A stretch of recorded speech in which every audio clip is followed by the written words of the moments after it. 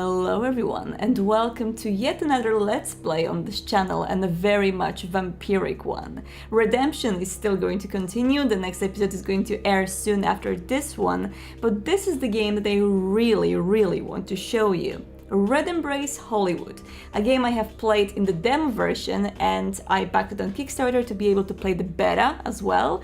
It's a visual novel, which is very much inspired by Vampire the Masquerade Bloodlines. I think you will see a lot of little hints for the fans of Bloodlines in there, and it does have a lot of beautiful vampire boys in it.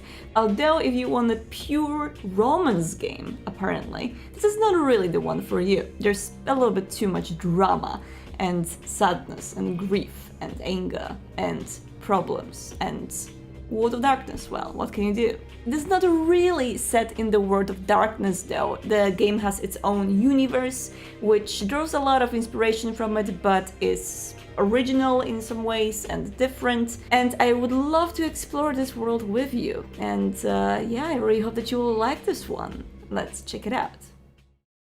Argent Games. This game is intended for mature audiences. It contains references to graphic depictions of violence, suicide, disturbing imagery, drug use, and sexual content. Ooh. We'll censor the worst parts if we have to. YouTube, please don't ban me. So here's a very quick look on the preferences. This game is based on the Ren'Py engine, so if you are a fan of the visual novels, you probably are aware of the existence of this engine. It's pretty much close to my heart because I am personally developing a game in this engine as well. Cold Hearts, which is the game about romancing refrigerators I'm doing with my friend 8-Bit, is also based on Ren'Py. Great engine for visual novels, makes playing and developing these games really fun, so that's a big plus from me. And yeah, we have the options to skip, and that's very useful when we want to repeat some parts of the game to try to find out different endings or different paths. And of course the music, sound, volume, everything that we need in a game like this. So that's it for the options. Let's go into the game. Start. Alright, so first of all we need to create our own vampire, and well, let's see what options do we have. We have a skin color in here, the hairstyle, ooh. And also what's very fun about this game is that this choice in here affects artworks in the game, which is kind of a rare thing to do in visual novels in general. Artworks for visual novels are expensive assets to do, and to be able to have your own character creation and your character visible in the way you created it in the creator before is kind of rare, so that's a big plus as well. I think I'm going to go for the white long hair, and I'm going to go for white eyes as well. This looks pretty good. Face type, there are two face types. I think the delicate one is better. Bust type, I think we're going to go for a guy, I would say. Or just a very androgynous character. I love androgynous characters myself, and if there's a chance to play one, I will. So let's go for the next. Lip color, I think the neutral one is pretty good. Necklace, we can add this little one, it looks pretty good. Earrings are not visible in here because of the hair. We can also add some piercings in here. Again, all of these is visible in the game artwork, which is pretty amazing. Eyeshadow, this looks good. Okay, no necklace, but eyeshadow. And next, what is your name? And what do you want to be called? She, her, or he, him? I'm not going to be very original here. I'm going to call him by my role-playing character that I roleplay in the Seattle by Night campaign that we have on Discord. So he's going to be called Vince, and yeah, I'm just used to being called that in my vampiric world, so let's do that. Next. Deep intro? No. We're not doing that.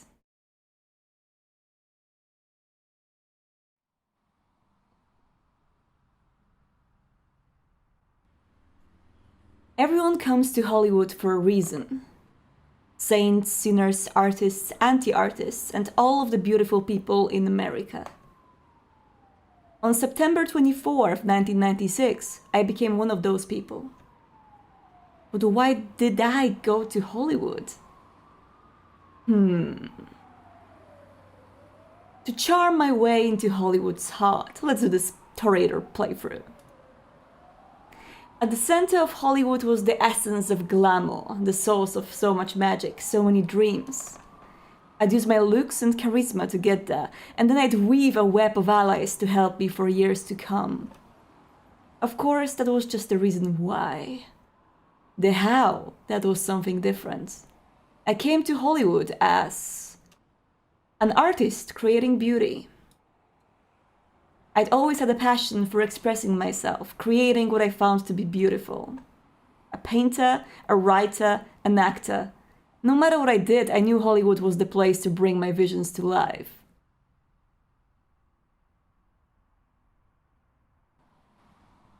For 2 weeks, I prowled around the Sunset Strip, learning the ins and outs of Hollywood. Each night, I felt my dreams getting closer, more real. The glittering celebrity world was opening its doors to me, beckoning me inside. Until 2 weeks later, on October 8th, when it happened.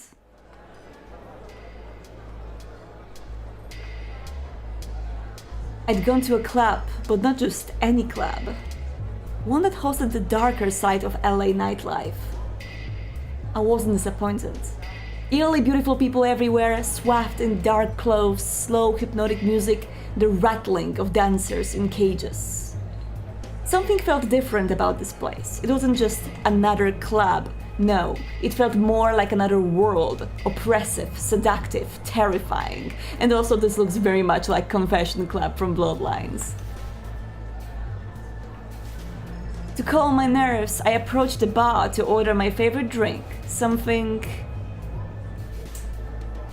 bitter, complex, and dark. It was delicious, but I didn't get more than a few seconds to enjoy the taste. When I looked up, someone down the bar was staring at me intently. A tall, dark-haired man dressed in all black, his gaunt face matched by a skull-piercing stare. After a few moments, he stuck closer, only stopping when his chest nearly touched mine. But it didn't feel like a pickup, not even like bold flirting. Suddenly, I knew I was in very real danger. And yet, as I stared at my own reflection in his dilated pupils, I realized I couldn't move. I was completely hypnotized by his terrifying beauty. Pale skin, the same shade as a corpse, and sunken eyes that shone feverishly. Like a perverse Adonis, he looked perfect and statuesque, yet twisted under the marble surface. I couldn't look away. Sinking his long nails against my shoulder, the man led me towards the filthy hallway with its filthier bathrooms. Wild moans and the wheezing of people who'd sniffed too many drugs leaked from under the doors, along with weak fluorescent lights. But I didn't have much time to appreciate the cinematic moments. Ooh. The man grabbed my hair and pushed me against the wall, which was full of posters for bands nobody cared about. Very much like Bloodlines, isn't it? I mean, there were some bands we did care about, but telling you. "I'm going to change your life forever, but you'll never learn my name," he whispered. "How does that make you feel?" "I came here to change." "I know you did. Everyone comes to Hollywood to change." As those low words rumbled in his throat, he smiled. And 2 long, cruel fangs glimmered between his lips. Fangs? No, they couldn't be real, and yet for some horrible reason I knew they were. In that moment, I suddenly felt full of lust, of course. I trembled with excitement. This had always been my fantasy. I didn't care if it was only a wet dream. I wanted to be enthralled, drained, ravished. Ooh! Yeah, that's what I was telling you. You actually see your character in how you created it, in the character creation in these artworks, and damn, these artworks look good. And then I felt the bite. An agonizing pain ripped through me, searing into my neck, spreading through my whole body. I couldn't make a sound. I couldn't do anything except stand still, just like a deer in headlights. But slowly the pain started to melt away. Warm, euphoric tingles bubbled through my neck and down my spine. I let out a low moan before I could stop it, but the sound just blended into the murky background of music and laughter. It was better than anything. Better than sex, better than drugs, better than money or love or fame, and yet it felt like all of those things rolled up into one sensation. His icy hands and lips pulled me down into this incredible euphoria until my body couldn't take it anymore. I felt the blood draining from my veins, my breathing coming to a halt, my heart finally stopping. I realized what was happening, but I was too drowned in pure, mindless bliss to even care. I was dying. Was I dead? Drink. Something pressed against my lips. A metallic liquid dripped down my throat, sending a jolt through my body. I should have been dead, but I wasn't. Instead, I was half awake, half dreaming. In the middle of the surreal moments, I felt strangely radiant. It was like I'd been thrown into the center of the universe, and I belonged there. I burned like 100,000 suns until I blinded even myself. And so hell spreads its legs. His voice rasped harshly in my ear. The world went dark. Are we a vampire? Oh! That was so cool.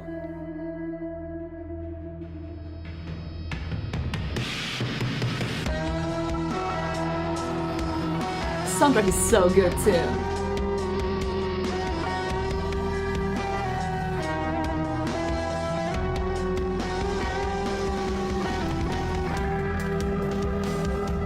Oh, look at him! Hello! And the Bruja type, Randall.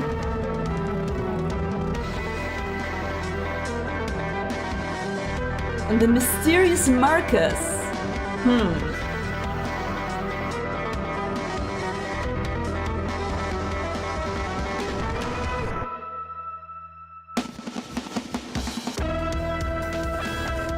So beautiful!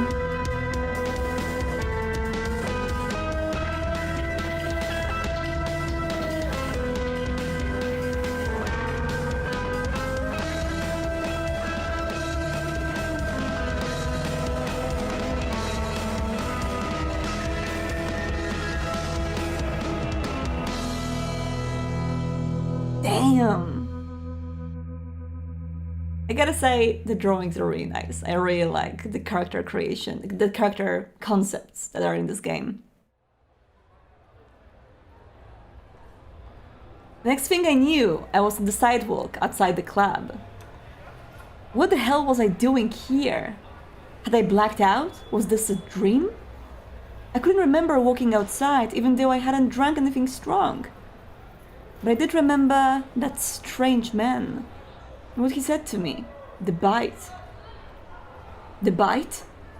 Did that mean... No, what a stupid thing to think. That must have been just a weird hallucination, brought on by flashing lights and pounding music. It served me right for going to such a sleazy club anyway.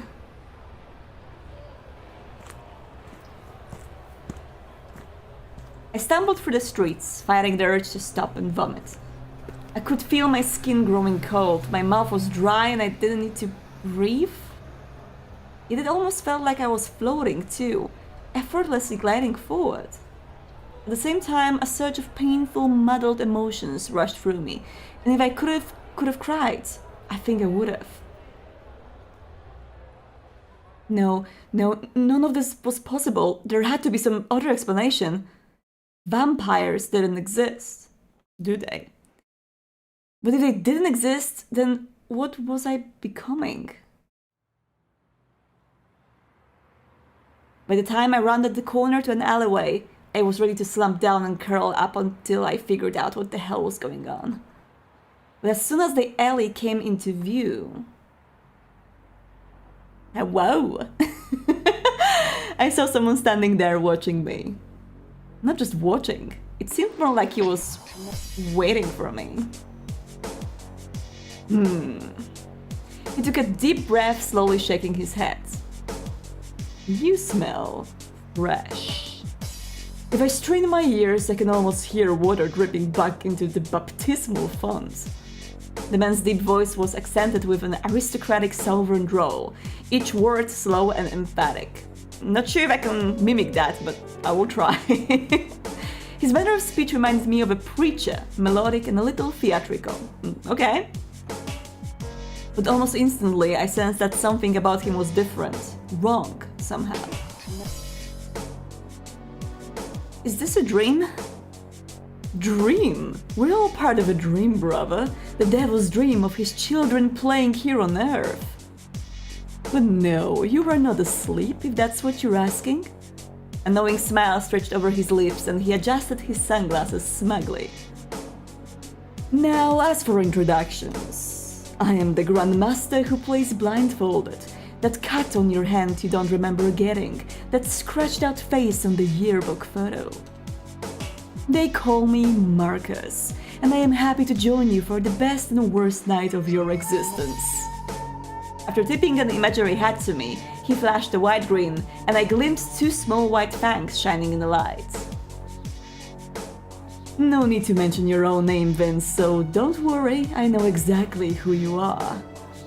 And now, you're one of us, a night stalker, a bloodsucker, an overblown myth hiding a horrible monster. You're a vampire, brother. Welcome to the Valley of Death. So I've really been turned into a vampire? Well, not quite. Right now, I'd say you more resemble a walking corpse. It's not until you sink your fangs into a live body, feel the heat flowing into your cold guts, that you start to shift into something more. My brain didn't feel like it could process what Marcus was saying. Everything made sense, but at the same time, it all just seemed too insane to be real.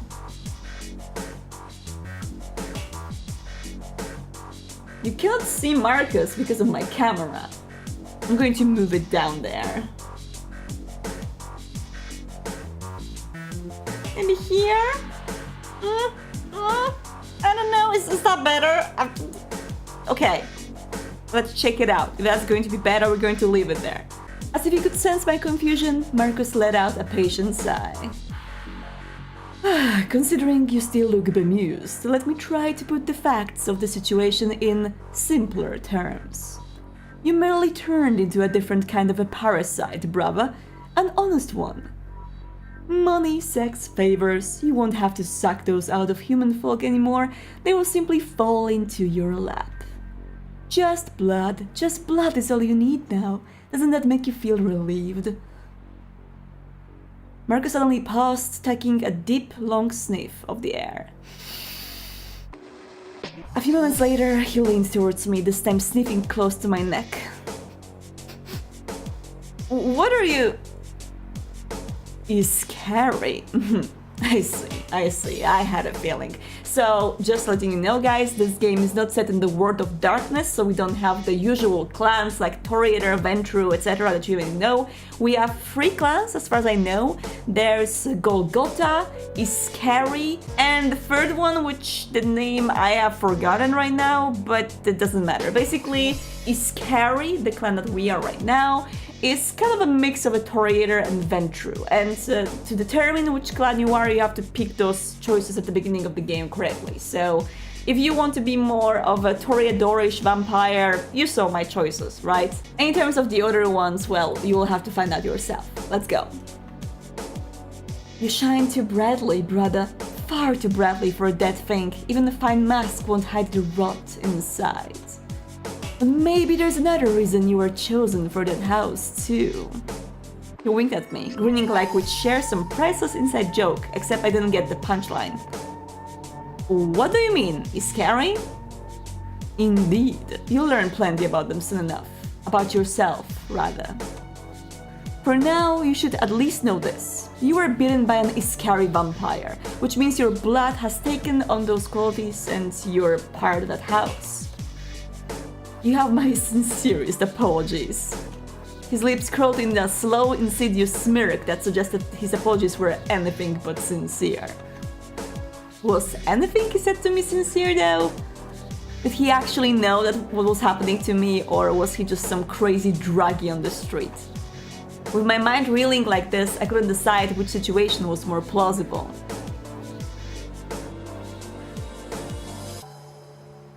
Alright, I do believe that's enough. Before you get into any trouble, there is someone you need to meet. Come now, back to the pen like a good little lamb. Alright. What a docile thing you are. Before I had a chance to offer a reply, Marcus grabbed my shoulders, pulling me forcefully towards the street. Stay quiet. I bit my lip and said nothing. I wasn't exactly eager to trust him, but I didn't have much of a choice. When we reached the street a few moments later, I noticed a black sedan parked in front of us. It hadn't been there when I walked by earlier. Don't worry, my dear, we wouldn't dream of making you ride in anything but luxury. His voice drawled in my ear, ringing with amusement as he opened the backseat door. That's real comforting, thank you. Why, anytime. I like Marcus, he's a cool guy, so far. Without further ceremony, Marcus shoved me inside the sedan, squeezing in behind me. The second he closed the door, the shadowy driver started up the car, and we sped off down the road at an alarmingly fast pace. I was too disoriented to try and figure out our destination from the landmarks passing by. But that didn't keep a sickening sense of anticipation from building in my guts. If there are any questions burning in your mind, now might be the time to ask. Marcus murmured to me from the other seat, his eyes glowing faintly behind their dark lenses. I can't promise you much, let alone the answers, but I figure you deserve some semblance of a welcome. Let it never be said that I am not a gentleman. The first one though. Okay, let me just put it a little bit up there now. I think that's a little bit better. I think I will shift my camera when it comes to that. Were you waiting for me back there? I was indeed. Consider me the bouncer to the eternal party in hell. Right. Why was I turned into a vampire? You'll have to ask my employer that, I'm afraid. I was probably told the details, but everything in my head sometimes blurs together into one big screaming mess. He's a Malkavian, isn't he? I mean, Malkavian type in this game. I don't know. Is every vampire like you? Let's be nice to him. Fortunately for them, no. I'm only one house out of 3. We're as different in death as we were in life, just a little more damned. Right, that's enough for now. As you say, brother. I like the theme song for Marcus. That's the theme song for Marcus, I'm not really sure. We rode for a short while longer, and in the silence that followed, my mind felt blank. I was slowly coming to terms with what happens, even though the rational part of me insisted I was stuck in a dream. Wherever Marcus was taking me, I could only hope that I finally learned the truth behind everything, including that mysterious man at the club.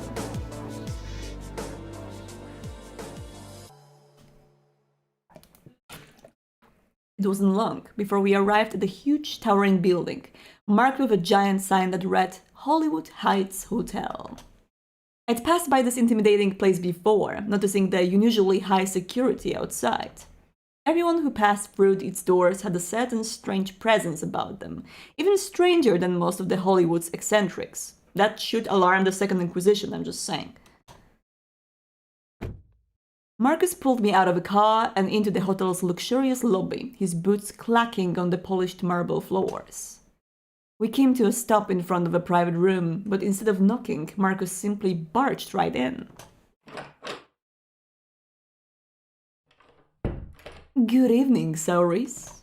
I've brought Vince, our little Iscari novitiate. Please give him your warmest welcome.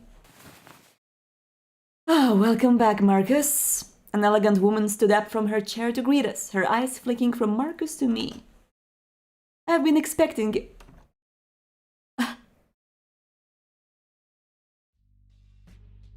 Marcus, there's been a mistake.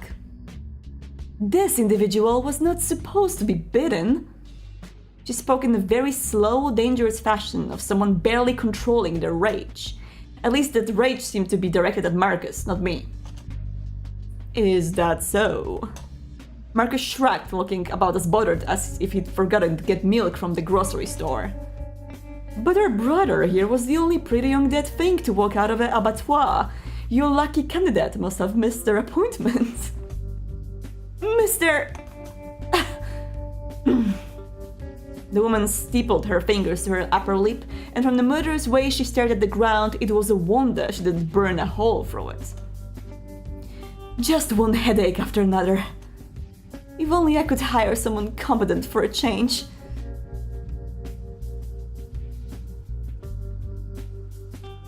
Let me put it... Do we need to put it down? You see her, she's beautiful, okay? I'm going to keep my camera up there. It's very hard to pick a camera location for this game, but I think it's cool. Finally, with a deep sigh, she turned her focus back to me.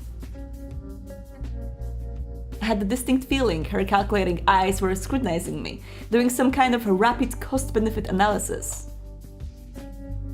Well, let me start by saying my name. Saoirse Locke. Saoirse. Oh, it's Charisse. Sorry, Charisse Locke. And I apologize for all of this happening to you. As you might have guessed, another mortal was supposed to receive the bite tonight, not you. It seems there was a misunderstanding. There's no way to turn me back? No, I'm afraid not. If it were that simple, we wouldn't be standing here now, would we? It seems my agent was sabotaged, presumably by your mysterious sire, who is no doubt an enemy of mine. Regardless, I'm rather short on time here, so I won't mince words. You can lament over your loss of humanity for the next century, or you can accept the hand you've been dealt and move on. Saoirse breezed along without trying to hide her impatience or annoyance, like I was inconveniencing her somehow. It almost left me speechless. She was going to chalk this up to a misunderstanding? Come on. You were an accident, but I'm offering you a purpose. As cruel as it may sound, this turn of events needn't be a tragic one for you. It is a chance for all you could have ever wanted in life, perhaps even more, if you possess the will to survive. Therefore, my proposal is a straightforward one. Will you join the Los Angeles Coven of Vampires? My coven? I don't have much of a choice, do I? Not particularly, no. I'm pleased you realize this at the very least so we can proceed past formalities. The briefest of smiles flashed over her lips like a subliminal message flickering on a TV screen. Tyler Durden thing. Very well, let me establish the main 3 rules of our coven. The traditions of the Camarilla, probably. 1. When you feed, do not kill. It is unnecessary since mortals almost always lose their memory of events leading up to the bite. Almost always. That's not very much a masquerade kippish thing, okay? Almost always, but that's fine. 2. Never reveal your true nature to a mortal. By doing so, you endanger not only yourself, but our entire kind. As a result, you'll be disposed of. And finally, do not turn any mortal into a vampire without my permission. My explicit permission. So, Charisse is kind of like a prince of this domain, let's say. Kinda. It's necessary to keep our population to a minimum, as otherwise the area could quickly become overcrowded. I agree. It is very important to keep a vampire population to a minimum, yet every single vampire is a toxic piece of shit and they want to sire another, because, you know, why not? Maybe not every single one, but a lot of them, don't they? Do you understand all of this? Crystal clear. Good. See to it that you don't forget these rules. Okay. With a quiet sniff, Charisse motioned towards the chair beside Marcus, who had languidly stretched out in a seat while we were talking. As I settled down in the offered chair, Marcus flashed me a sidelong smirk. Is he flirting with me already? It seemed he found all of this particularly amusing. Charisse snapped her fingers to get my attention. My state of shock wasn't high on her list of priorities, apparently. Now, Vince, you've arrived during a most difficult time. It just so happens that we're in the middle of a war, a messy political war waged in the dark, entirely unbeknownst to mortals. As she began her brisk business agenda, Sir Charisse elegantly lowered herself on the couch opposite to me. The three houses, the ones all vampires belong to, Iskari, Mava, and Golgotha, are fighting for the rule of Los Angeles. Put it very crudely, Iskari tend to be diplomatic, Mava are more aggressive, and Golgotha are everything else. Okay, so I can give you a little bit of a spoiler in here. So far from what I know about this game, Iskari are like a combination of Toreador and Ventru, Mava are like a combination of Bruja and Gangrel, and Golgotha are like Tremere and Malkavians in one, I would say. So these are a little bit different than clans in Vampire the Masquerade, so I wouldn't really put them into the same shelves as the clans, but if you want to have some connections to Vampire the Masquerade lore, I would say that would be the most accurate comparison. If only it were that simple. Yes, well, no doubt you'll learn of the nuances soon enough. Crossing her legs, Charisse let out a faint sigh, one hand fleeting to push up her glasses. The current ruling house is Iskari, which you and I both belong to. We have governed Los Angeles for a number of years, but recently the other houses have gotten a little, how shall I put it, rowdy. We need to negotiate some sort of freeway peace to restore order, but that's easier said than done. There are simply too many secret deals, betrayals, and assassinations going on behind the scenes. However, you are new enough to be politically naive and unbiased. She paused, that critical light glinting in her eyes again. Unlike most of the other vampires in LA, you have neither an existing reputation nor any allegiances to speak of, and thus, you may be the key to our reconciliation. I'm listening, go on. The first task I intend to give you is a simple one, but it will serve as an accurate measure of your potential. There's a meeting going on tomorrow night between Randall, the powerful leader of the Mavar rebels, and some Golgotha emissaries. I want you to sneak into that meeting and disrupt it. How can I disrupt it?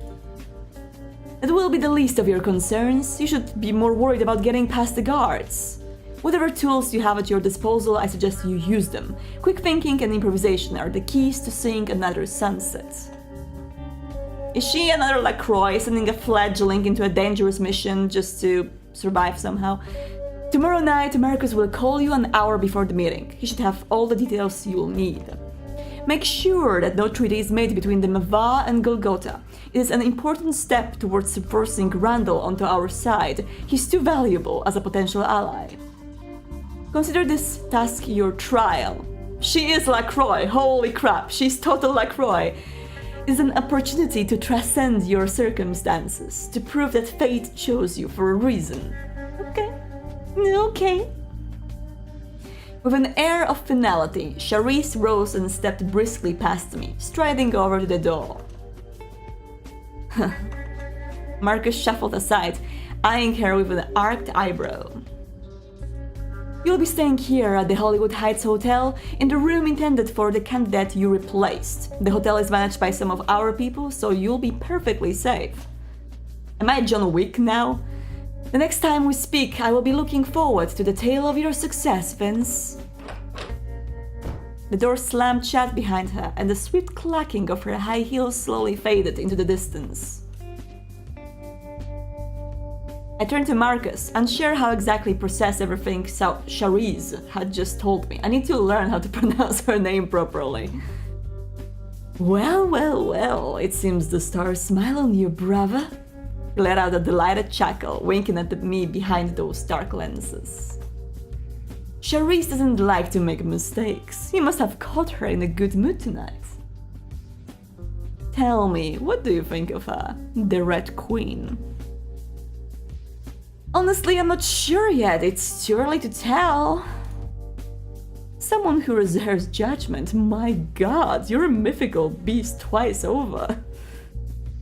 Marcus paused, glancing down to an old-fashioned pocket watch in his palm. The fact that he owned one didn't surprise me in the least somehow. I will be calling your room around midnight tomorrow. It would be wise to prepare yourself in every sense of the word. Now it's about time for me to head out, but before I go, I have one last thing to say to you, and I don't intend to say it twice. His expression suddenly grew dark. He stared at me intently as if to confirm I was listening. Do not trust anyone. Every soul you meet in Hollywood is full of lies, some unintentional, others deliberate. Very rarely does anyone do what they say or say what they truly mean. Only a fool believes everything they're told. Do you understand me, brava? You mean I can trust you, Eva? And why would I be any different? My words are perhaps the least trustworthy of all. You should never simply take what I give you. Oh dear, I do believe we fall into a paradox. It's rather dark down here, isn't it? Snickering softly, he shoved a hand into his pocket, rummaging around for something. I gotta say, it's kind of funny that in this game, our smiling Jack is a Malkavian. Or at least a Malkavian type. Where's the damn... here. If you ever want to, finger paint together, or whatever it is you scary folk do for pleasure. Finger paint? Am I the only one seeing some kind of innuendo in here? Excuse me. This is where you'll find me. He reached for my hand, pressing a small object into my palm. My eyes flicked down to see what he'd given me. A small business card, colored bright red and emblazoned with bold black letters. Blood and Roses, a dark paradise for all of your erotic fantasies, adult movies, magazines, and more. Does he own a freaking sex shop? Really? Was I misinterpreting this card, or did Marcus work at a sex shop? I love him already. But by the time I glanced up again, he was already gone. I hadn't even heard the door open or shut. How had he left the room so suddenly? Maybe it was for the best if I didn't know. Leaving the empty room behind, I found my way back to the front desk, asking about Charisse's reservation. A slightly awkward, pale-faced clerk handed me a key without question. Room 915. Numbly, I made my way into the elevator and up to my floor, where a posh corridor opened up to greet me. The room numbers felt like they passed by in a blurry marquee. 909, 911, 913, 915. My new home. Sparkling clean, warmly lit, beautifully decorated, and almost too glamorous to be real. The kind of a room where you'd see the kind of a room where you'd see stars partying, orgying, I'm not really sure which one is correct, and overdosing, ringing up their agents, shutting the curtains to hide from camera flashes. Straight out of a magazine. Up close though, I realized the room was just as dead as me. The cameras were the only thing that had made it seem so alive. But part of me had guessed that already. As I stared at one of the stock paintings on the wall, trying to figure out what emotions I was feeling, something stirred in my gut. A dull, aching hunger. It didn't feel like the hunger pangs I'd felt before. It was in my mind as much as in my body, like an addict who needed their fix. Was it a hunger for that? As much as I didn't want to even think of it as a possibility, the idea uncomfortably warmed into my head. Go look into the fridge, ignore it, try to go hunt. I will go look into the fridge. Maybe regular food would tide me over, or just some water. I knew that was bullshit, of course, but I pretended not to. I slunk over to the mini fridge, unsure of what I hoped to find. Pulling the tiny door open, I bent down to peer inside. Ooh boy. I feel thirsty already. But instead of discovering any water or food or even ice, I saw something completely different. 3 packs of blood, neatly sealed in a translucent bags like morbid juice boxes. Now remind me, in Bloodlines, the first one, in our fridge, we also had 3 blood packs at the beginning, didn't we? I snatched at one without thinking. At that moment, the sketchy bag looked better than a meal from a 5-star restaurant.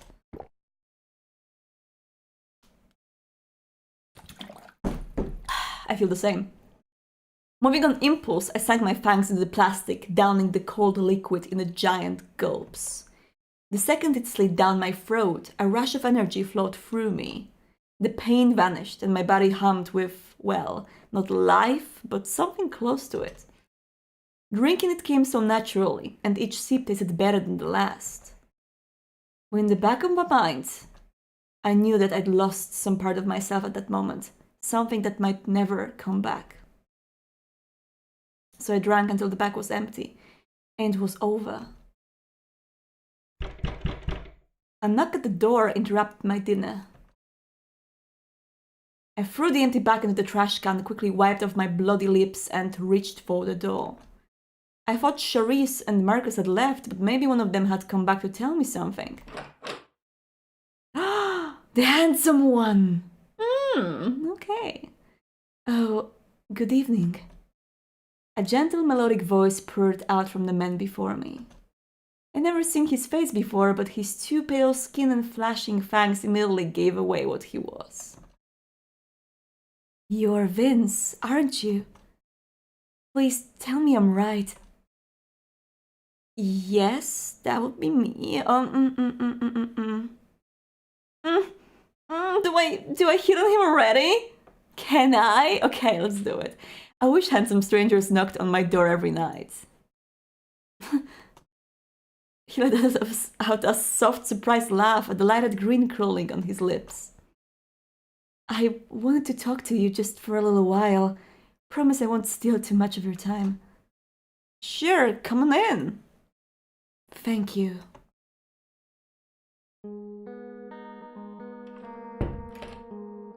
He slipped inside the room, glancing around curiously for a few moments. A faint fluorescent drifted around him, just barely strong enough to be noticed. When he turned back to me, just showing you his beautiful face, look at this boy. He's cute. Cute. When he turned back to me, his eyes intensely fixated on mine, flicking away now and then as if he couldn't keep contact for too long. I didn't mean to catch you off guard, but I stopped by on, well, impulse. And really, I'm so happy that I did. He toyed with the fringe of his scarf, letting out a soft exhale. Oh, I'm sorry. My name is Heath. I already know who you are, of course, and I hope we'll get to know each other much better. Nice to meet you, Heath. Okay, I wouldn't mind if we got to know each other a lot better. I'm sure there'll be lots of opportunities since Hollywood is a small, beautiful world. But I don't want to seem like I'm taking advantage of your situation. I passed Saris on my way in, and she told me about what happened to you. It's awful. I'd say I'm sorry, but apologies won't get your life back. So I want to offer you a sympathetic ear and a shoulder to cry on if you needed it. He spoke quietly, gravely, as if we were attending a funeral for the Vince who died back in that club. It wasn't so long ago that I lost my life too. The changes leave you almost numb at first, but when everything finally hits you, the loneliness is overwhelming. I just wish I could go back. Many of us do. The sunrise, the food and drink, the people you love, a racing heartbeat, the warmth of someone close. You've closed his eyes tightly, biting his bottom lip.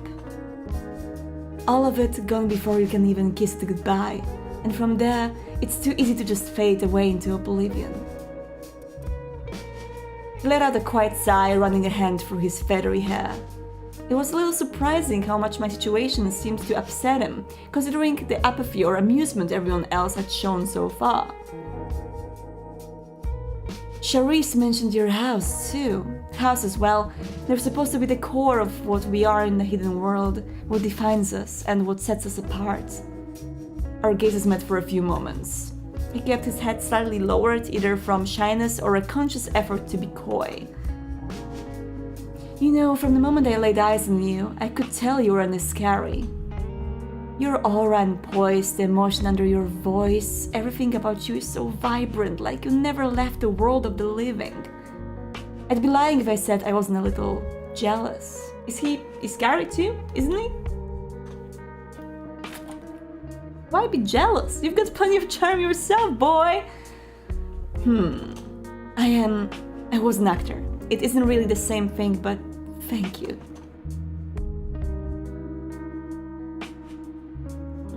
He stared at me for a moment in silence before his gaze shifted to the window. I glanced past him at the glittering cityscape, only to meet his stare again in the glass's reflection. His expression had quickly sobered. The way his mood seemed to shift so quickly caught me off guard. It was like they flicked on and off at a whim. You know, a few years ago, you would have had a group of Iscari to welcome you into this new world. But now, well... With the war going on, everyone seems more interested in protecting themselves than helping each other, even their own house members. I can't stand it. Isn't there a way to make peace? He shook his head, tracing his thumb along the cross at his neck. No, not while the Mava and Golgotha refused to enter a treaty with us. The Iscari, that is. So he is Iscari, I knew it! Until then, we're trapped in this endless cycle of bloodshed.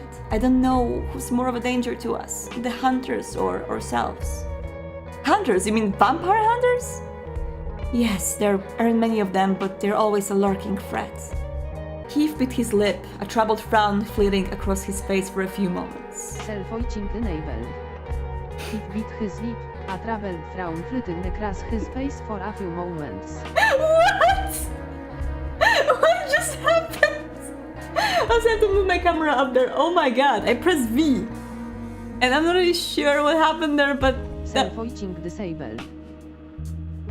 Self-voicing disabled. That was weird. I don't know. That's fine. But listen to me, Vince. Please. More than anything else, I hope you'll remember, if you don't want to be alone, you don't have to be. I run a bar downtown. Nothing much. Just a little nook for stars and a sanctuary for people like us. It's called Saturnalia. Won't you come by sometime? I don't mean to sound pushy, but... The warm lamplight reflected in his eyes as they flicked up towards mine. His gaze was so longing, so hopeful, that I had to wonder what I'd done to warrant it. There's something different about you, something that I've never seen before. I'd really like to talk to you more, if you'd let me.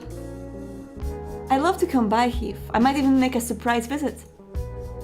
He only lit up at that, like I just offered him his favorite thing in the world.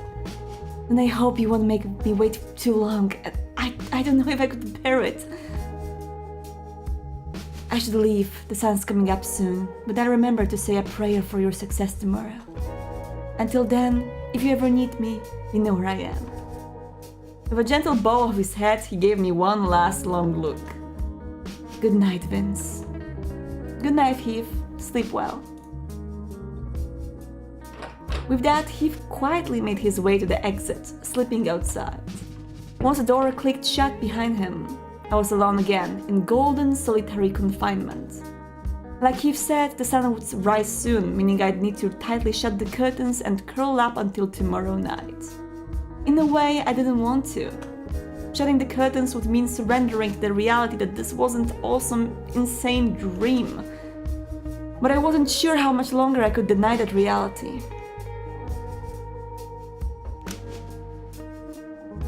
With the coming sunrise safely hidden away, I turned off the bedroom lights.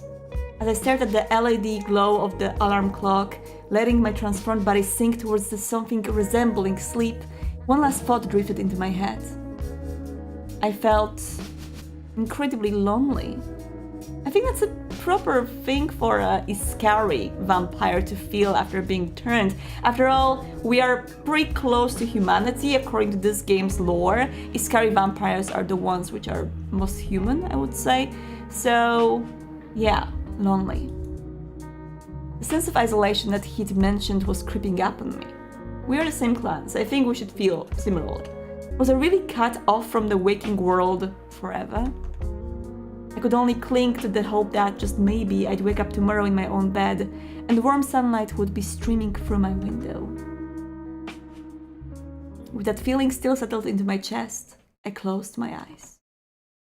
Finally, a comforting nothingness pulled me down into the dark and away from the coming day.